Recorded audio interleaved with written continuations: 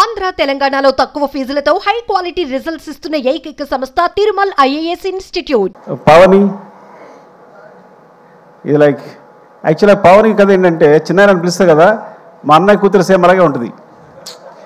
So నేను ఈజీగా select చేసుకోగలిగాను అందుకే నిన్ను.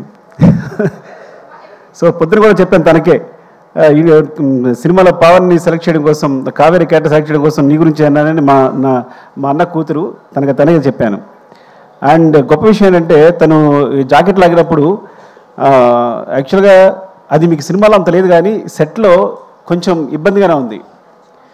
తను ఏమాత్రం ఇబ్బంది పడకుండా నేను ప్రతి షాట్ తర్వాత సారీ చెప్పేవాడు. కానీ నాకు అనిపిస్తుంది ఏంటంటే సినిమా కోసం ఏ యాక్షన్కి వెళ్ళారైనా నాకు నచ్చుతారు, ఏ యాక్షన్కైనా. అంటే ఒకసారి ఆర్యాటూలో ఒక షాక్, ఆర్యాటూలో కాజల్ని అడిగా నేను లిఫ్ట్లో ముద్దు పెట్టుకోవాలి ఓకేనంటే, సో తను హెస్టేట్ చేయకుండా ఒకసారి వెళ్ళి ఓకే సార్ సీన్కి హెల్ప్ అవుతుంది కదా అంది. అంటే సీన్ పాడవకూడదు నన్ను ఒకటి ఊహించుకున్న డైరెక్టర్ అనే ఉద్దేశంతో.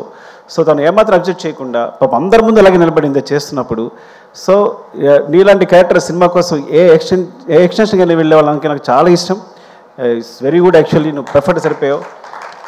అండ్ నీ వల్ల క్యారెక్టర్ చాలా ఎన్హాన్స్ అయింది, నీ ఫేస్లో ఉన్న ఇన్నోసెన్స్ ప్లస్ అదంతా కూడా చాలా హెల్ప్ అయింది. Thank you Kaveri. And Kranti I found it, నీ ఫేస్ అంటే విచిత్రమైన ఫేస్ నీది, అర్థమైందా?